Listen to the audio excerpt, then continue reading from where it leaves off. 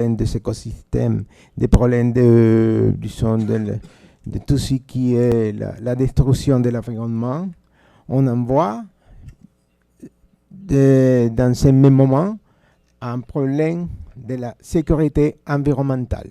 C'est-à-dire, la sécurité nationale aujourd'hui, on le pense dans le sens de la sécurité environnementale aussi. C'est l'école de Copenhague qui a développé ce concept de l'école de la sécurité environnementale qui a relation avec la sécurité économique, la sécurité alimentaire aussi, et bien sûr la sécurité nationale. Mais comment on fait pour conduire tous ces aspects sans arriver à un concept de raison d'état négatif? C'est-à-dire, on n'utilise pas le problème de la sécurité environnementale comme une façon de fortifier l'État, de développer la puissance de l'État. C'est ça le problème. Une puissance de l'État dans un moment où l'État est plus en plus faible du point de vue économique et plus fort du point de vue du contrôle des citoyens, de la population. Et ça devient un peu problématique pour nous, les Latino-Américains. Et je vais vous montrer après ces situations. Mais c'est Carl Friedrich, un penseur américain, qui a créé un concept très intéressant sur la sécurité. Même, je dirais que c'est un peu les théoriciens de la nouvelle, disons, concept de sécurité nationale, lorsqu'ils parlent de la raison d'état constitutionnel. C'est-à-dire, ce n'est pas le problème de mettre en danger l'État, mais c'est de mettre en danger la Constitution et toutes les valeurs que la Constitution conduit et qu'elle a dans ce système. Et un des nouvelles valeurs qui a la Constitution, c'est justement l'environnement, la biodiversité. Par exemple, en Colombie, en Équateur, même en Brésil, je crois, Bolivie, la Constitution a développé de nouveaux concepts, même dans le sens de l'intérêt de l'État. En Équateur, l'eau, c'est un intérêt national, c'est un intérêt de l'État, la conservation de l'eau, de la biodiversité, et aussi en Colombie. Pourquoi? Parce que les problèmes environnementaux aujourd'hui sont une source de conflits. Des conflits qu'on peut voir. Par exemple, je lis l'année dernière dans un journal français, justement, sur une des causes, disait ce journal, de l'émergence de l'État islamique, c'était la crise environnementale des années précédentes, qui a produit un déplacement des populations vers les villes et ces populations déplacées nourrissent les groupes terroristes, parce qu'ils sont des gens qui n'ont pas d'emploi, et ces gens-là n'ont pas d'espoir même. Donc, c'est ces gens-là qui sont devenus plus pauvres, plus déplacés et plus marginalisés par la société et par cause des problèmes environnementaux. Et bien sûr aussi le changement climatique, c'est un facteur qu'on peut négliger dans cet aspect. Et dans ces cas, vous voyez comment les problèmes environnementaux deviennent un problème de sécurité nationale, même de terrorisme. Mais aussi, disons, la sécurité environnementale est liée à la sécurité économique et alimentaire, comme je disais tout à l'heure. Et pourquoi? Parce que si l'eau, comme ressource naturelle, devient de plus en plus difficile de l'avoir, et les populations paysannes vont aussi se déplacer. Et ça va affaiblir aussi l'État. Mais il y a un aspect dans notre continent que c'est la pression du développement, la pression de la conservation des ressources naturelles. Qu'est-ce qui va se passer avec les nouveaux traités de libre-échange lorsqu'il est très important pour le commerce, même si les traités consacrent disons, la protection de l'environnement et la souveraineté de l'État dans les ressources naturelles, c'est très difficile parce que parfois, l'État doit laisser de côté la souveraineté pour le développement. Pour, disons, même détruire, on peut dire ça. Même la traduction, détruire les ressources naturelles, ça va être très difficile d'être empêché par l'État. Parce que le développement, c'est une chose qui va dans ces chemins. Disons, tous les problèmes miniers, des hydrocarbures, toute l'exploitation de pétroliers, par exemple, dans les pays qui ont une forte dépendance de cette commodities, c'est un problème. Les grands projets agro-industriels, par exemple, dans les pays comme les nôtres, c'est un problème assez fort.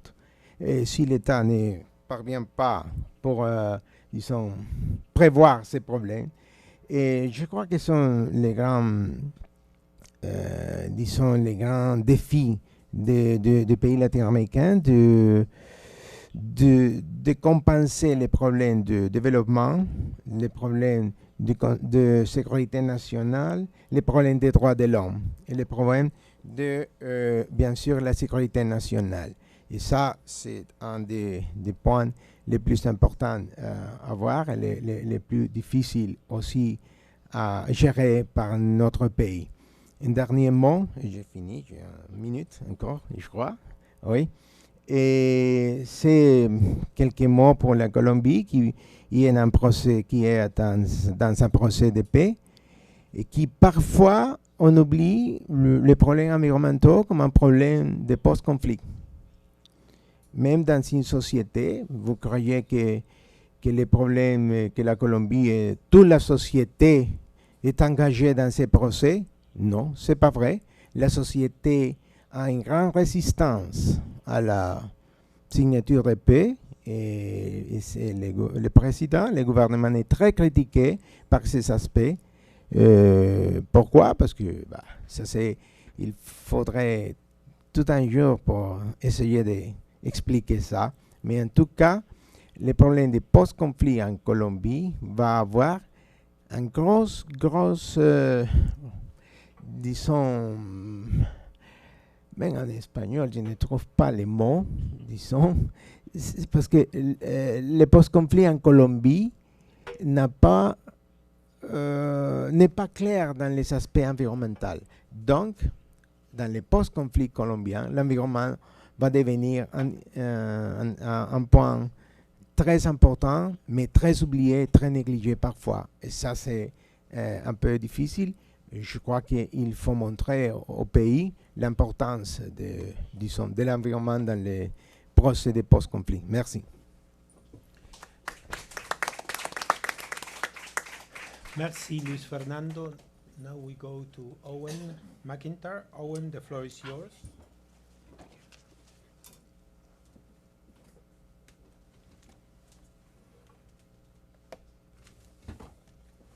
Good afternoon.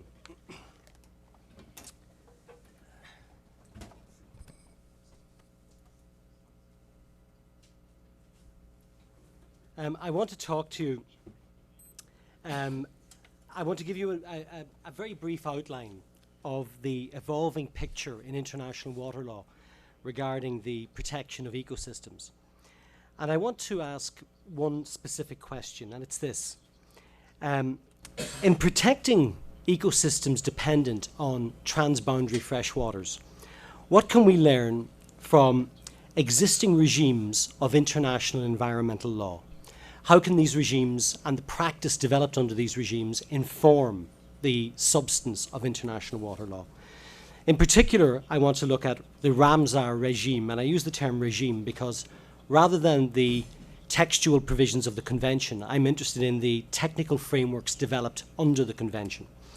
But the questions I ask are equally pertinent in respect of the Convention on Biological Diversity, the Convention on Migratory Species, the World Heritage Convention, etc. Just to outline, I look at the emergence of ecosystems obligations, the ecosystems approach, the means of implementation of an ecosystems approach, the problematic nature of the so-called ecosystems approach, and then specifically looking at ecosystem services and the problematic nature of ecosystem services, and then make a couple of suggestions.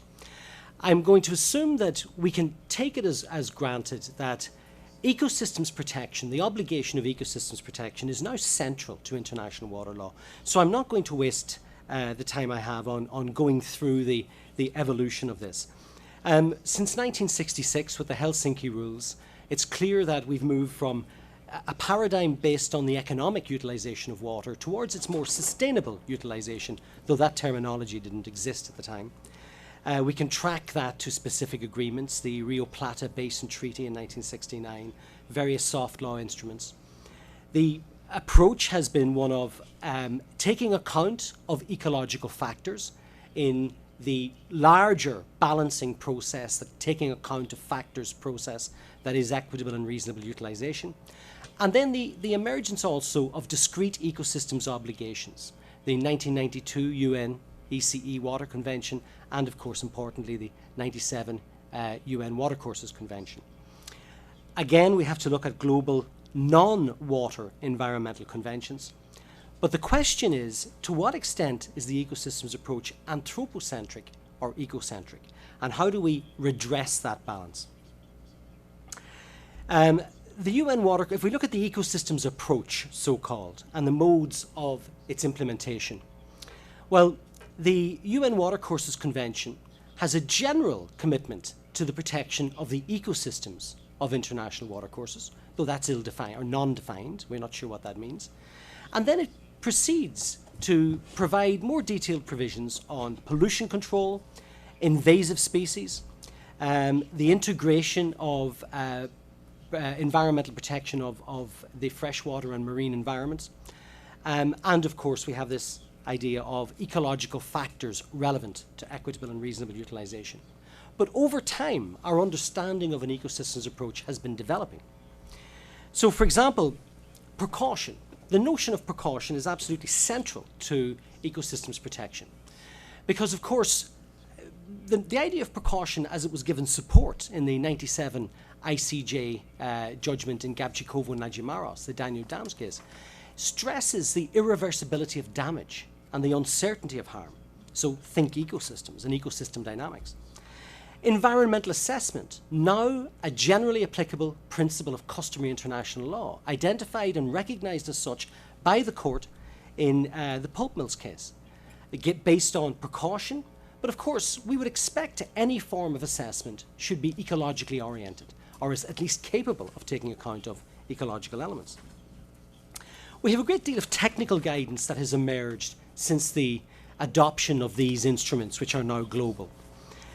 For example, one year, the first piece of guidance adopted under the UNEC Water Convention was the 1993 guidelines on the ecosystems approach in water management.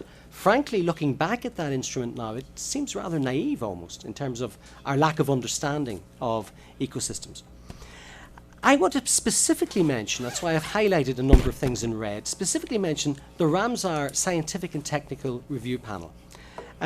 Its wise use of wetlands, sorry for the typo, the 4th edition from 2010, Handbook 3 on laws and institutions, Handbook 6 on water-related guidance, governance that should be, I think, River Basin Management, Handbook 7, including international cooperation, Handbook 8, water allocation and management. So my point really is there's a great deal of rich guidance going back decades developed under regimes such as Ramsar. Ramsar is an exemplar that we as water lawyers should be mining for gold to take the lessons out of this while we thrash around trying to understand what ecosystems protection actually means. We're developing more modes of national implementation of transboundary ecosystems obligations, and Stefano Berchi wrote an interesting piece a couple of years ago identifying over 11 approaches or methods. The environmental flow methodologies. Now this is very powerful. We're starting to get into, second and third generation tools. We have some detail on this. It's emerging and developing in front of our eyes. Alejandro said this is unfolding before our eyes right now. It is unfolding very quickly. Again, you know, we have the likes of the Ramsar Scientific and Technical Review Panel developing a review of methodologies in this area having regard to ecological vulnerability of wetlands. The Ramsar and CBD Secretariats in 2012 looking at flows relevant to healthy estuarine ecosystems. I want to highlight again, and Alejandro brought this up, we did not coordinate this, by the way. It may start to look as if we did, but the IUCN WANI flow toolkit and many other types of emerging guidance, and in particular, the Permanent Court of Arbitration in its 2013 awards in the Kishanganga arbitration identified retrospectively retrofitting the 1960 Indus Agreement, retrofitted it to include an obligation to safeguard environmental flows. Now, this highlights our problem because when they talked about environmental flows, what they meant was to leave enough water for hydropower development in Pakistan. But they used the term environmental flows, and as any lawyer, I'll take it and run with it and develop it. So probably more interesting, the San Juan statements from, among others, Judge Greenwood in the San Juan River case, who talked about the Ramsar, the importance of Ramsar designation. Here we have this integration, the importance of Ramsar designation of the contested wetland, even suggesting that had territorial implications due to the ecological inseparability of the wetland. Incredibly important stuff. How do we integrate all of this back into a discrete, well, what we may have thought was a discrete body of international law, international water law? We have a device. Article 31.3c of the Vienna Convention on the Law of Treaties, which allows us to take account of subsequently adopted obligations in interpreting conventional frameworks. Sorry, have I gone backwards? I have. Ecosystem services, hugely powerful methodology, a hugely powerful new perspective, providing an analytical framework, the economic and social valuation of ecosystem services, the integration of non-marketable benefits, a way of looking at upstream provision of services, downstream utilization of these services, and perhaps compensation, balancing these benefits so it informs equitable and reasonable utilization, the cardinal rule of international water law, informs the duty to prevent transboundary harm. We know what harm is if it harms services. We have a taxonomy since 2005. We have a language, a common understanding, shared understandings. So the 4 types of ecosystem services: supporting, provisioning, regulating, and cultural. And we have technical guidance, emerging technical guidance. Again, I'm going to highlight Ramsar Secretariat, the TEEB analysis from 2013. And again, IUCN are in there on payment for ecosystem services from 2006 engaged with this. However, we have a problem with the ecosystem service, the ecosystems approach. It's what Vaughan Lowe refers to as an interstitial norm. He was talking about sustainable development, but broad and unstable legal concepts, a wide range of contributors and influences, indefinite and contested concepts, diffuse participation, based on contested central concepts such as integrity, ecological health, whatever this means, socio-ecological health, worse again. And we have competing narratives. This is really at the heart of it, that we have an ecocentric understanding of ecosystems, based on deep ecology, a reorientation of the relationship between humans and nature, which most of us in this room, I assume, would aspire towards. But in reality, this is not the understanding which will be adopted. It's a much more anthropocentric understanding based on, centrally, ecosystem services. So ecosystem services, I will be 1 minute, ecosystem services, the problem is they have the potential to reconcile the paradigm of water for the environment versus water for nature, to bring these together. But, by valuing functioning ecosystems, but it could just as easily highlight the low or lack of economic value of certain services, aesthetic and other services, while highlighting economic services like energy generation or irrigation. The legal methodology is uncertain. This has the potential to enhance international water cooperation, undoubtedly, but can be used, has traditionally been used to facilitate benefit sharing and development, pouring of concrete, essentially. the focus is on services rather than product, not on the system, or on, you know, and maybe we should think more in terms of rights to ecosystem services, which is more coherent with our right to water paradigm, etc. 3 very brief suggestions. Vigilance against the emergence of an excessively anthropocentric understanding of an ecosystems approach based on ecosystem services. A comprehensive study, I did not set this up with Alejandro, but a comprehensive study analysing the nature and implications of ecosystems obligations relevant to freshwater ecosystems, elaborated under Ramsar and other biodiversity conventions. You know, what does the law require today? What can we insist upon today? And consolidation and update of what IUCN and other bodies have already done to feed into that process. They're 2 parts of one process. Thank you. Thank you, Owen.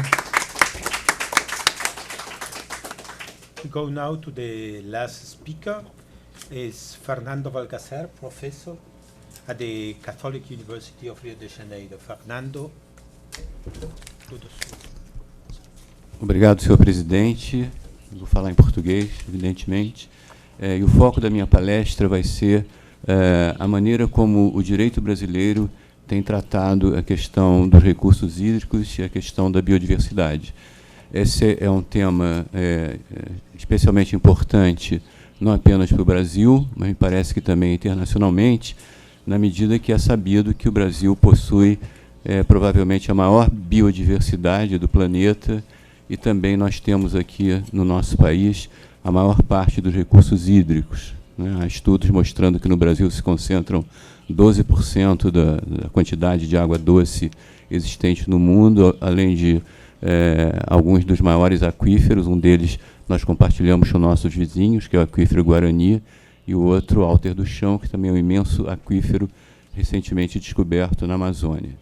O Brasil cuida, desde os anos 30 do século passado, da água. O nosso Código de Águas, a lei que instituiu o Código de Águas, ela é de 1934, e embora tenha sido um texto bastante extensivo, inclusive com alguns conceitos mais do que modernos, como a responsabilização dos poluidores, tanto civil como penal e administrativamente, na verdade, a parte do Código que entrou efetivamente em vigor foi aquela que trata da água como insumo para a geração de energia elétrica, porque aí havia um interesse forte da indústria em regulamentar essa questão. No Brasil, tradicionalmente, também a água tem sido vista assim como local para lançamento de resíduos, né, sanitários e, a partir do século XX, industriais também, e a geração de energia elétrica. Ainda dos anos 30, que foram os anos muito importantes para o Brasil em termos de reformulação da sua legislação, surgiu o nosso primeiro Código Florestal, que tinha um conceito muito importante, o de chamadas florestas protetoras. Florestas protetoras do quê? Florestas que protegem, destinadas a proteger a água, né, os recursos hídricos. E essas florestas, tratadas desde então, há quase 100 anos, portanto, como bens de interesse de todos os habitantes do país, né? Então, foi um instrumento assim, extremamente importante desde aquela época. Depois nós tivemos ainda o nosso Código Penal, que tinha um dispositivo falando sobre a poluição de águas, que também teve uma aplicação prática muito escassa. Em 1981, surgiu a Lei da Política Nacional de Meio Ambiente, atualmente em vigor ainda, e que teve um dos seus grandes méritos foi ter definido a água como um bem ambiental, como um recurso ambiental. Isso pode parecer pouco, mas, na verdade, proporcionou assim uma enorme revolução cultural, né, na medida em que os nossos governantes haviam se acostumado, ou têm se acostumado, a tratar os recursos hídricos como propriedade do Estado, né, e não como bens de interesse da sociedade. Então, tanto essa Lei da Política Nacional do Meio Ambiente, como, posteriormente, a Constituição brasileira, que é de 1988, definiram essa ideia, esse conceito de que o papel reservado ao Estado brasileiro na gestão dos recursos hídricos é o de gestor, e de um gestor que deve ser, evidentemente, se portar de maneira eficiente. A lei, nos anos 90, surgiu a Lei 9.433, também uma lei assim, muito importante, em boa parte copiada de regimes europeus, mas que instituiu a Política Nacional de Recursos Hídricos. Essa lei ela é muito interessante porque ela propõe um sistema de gestão de recursos hídricos absolutamente revolucionário, né, para o Brasil, na medida em que ela integra a sociedade, né, a sociedade e os usuários dos recursos hídricos na gestão. A gestão passaria a ser feita de forma compartilhada por sociedade, por usuários, né, e pelo governo.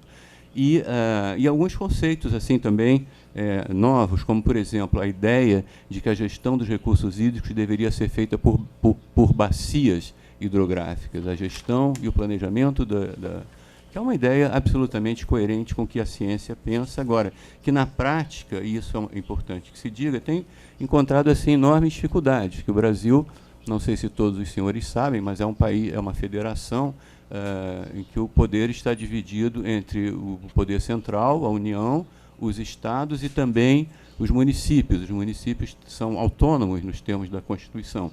Então, uma bacia hidrográfica, frequentemente, ela inclui dezenas de municípios, 2 ou 3 estados, e é muito difícil fazer, claro, a gestão comum desse recurso, ainda mais quando a lei, contrariando toda a prática político-administrativa brasileira, exige que a sociedade participe dessa gestão, defina quais vão ser os usos para a água, defina aonde vão ser, eventualmente, investidos recursos para a conservação da bacia, etc. Então, essa é uma lei que, a meu ver, ainda, apesar de já ser quase 20 anos, né, no ano que vem vamos ter 20 anos dela, ainda precisa de muita vivência política brasileira para que ela entre efetivamente em vigor. E eu queria falar aqui também de uma lei muito importante brasileira que substituiu, em 1965, aquele Código Florestal que eu me referi antes, dos anos 30, que foi uma lei editada em 1965, quando parecia que os recursos naturais do país eles eram inesgotáveis. Então, esse novo Código Florestal, que foi editado em 1965, ele tratava de uma maneira absolutamente generosa a proteção dos nossos recursos hídricos. Ele previa, por exemplo, pelo menos dois importantíssimos instrumentos, um deles as chamadas áreas de preservação permanente, não apenas ao longo dos cursos d'água, como ao redor dos reservatórios, em costas, em locais mais altos, acima de 1.800 metros de altitude, etc., e tornando essas áreas, insistindo no conceito de que essa vegetação, e mais do que essa vegetação, essas áreas, ainda que tivessem sido desflorestadas, constituíam patrimônio nacional e estariam fora do direito de propriedade de proprietários ribeirinhos. Então, os proprietários seriam obrigados a respeitá-las. Ninguém tinha direito, ninguém teve jamais o direito de explorar essas áreas. E, além dessas áreas de preservação permanente, um outro instrumento também foi a chamada reserva legal, que pode ser resumida como a quantidade, a área que, no interior de uma propriedade rural, deve necessariamente ser mantida isenta de exploração econômica, para fins de reposição de ecossistemas, de preservação de recursos naturais, etc. Esse código, que é de 1965, ele só começou a se tornar efetivo a partir da entrada em vigor da Constituição de 1988. Até então, ele foi solenemente ignorado, né, pelos proprietários rurais brasileiros. Né, os senhores sabem que o Brasil é um país que até hoje não fez a sua reforma agrária, é um país no qual a propriedade da terra está concentrada na mão de muitos poucos proprietários, que evidentemente não tinham o menor interesse em fazer essa proteção, e nem havia fiscalização, nem recursos públicos para fazer com que essa legislação fosse cumprida. Então, com a Constituição de 88, a situação começa a mudar, porque a Constituição não só ela faz uma defesa muito importante do meio ambiente, da importância da preservação dos recursos naturais, da água, da biodiversidade, enfim, como ela fortalece instituições como o Ministério Público e empodera a cidadania a fazer valer essa legislação, né? Então, novas ações judiciais são criadas, como a nossa ação civil pública, que é uma ação formidável. O Ministério Público passa, que até então se limitava a ter uma atuação em questões judiciais, ele passa a ter uma atuação assim, muito forte também na proteção do meio ambiente e de outros interesses difusos. E, na medida em que se começa a dar alguma efetividade ao Código Florestal, o que se observa é exatamente uma reação, né, de setores agrários, né, no sentido contrário. Então, é uma equação perversa, porque, na medida em que passava a ficar mais difícil descumprir o Código Florestal, o que se faz, então, a tentativa começa a dizer, então, vamos tirar essa proteção que está no texto do Código Florestal. Então, o que se observa desde então, a partir dos anos 90, são esses interesses, né, ligados a produtores rurais, enfim, ao agronegócio, que hoje é importantíssimo no Brasil. Né, o Brasil, a economia brasileira hoje repousa sobre o agronegócio, sobre as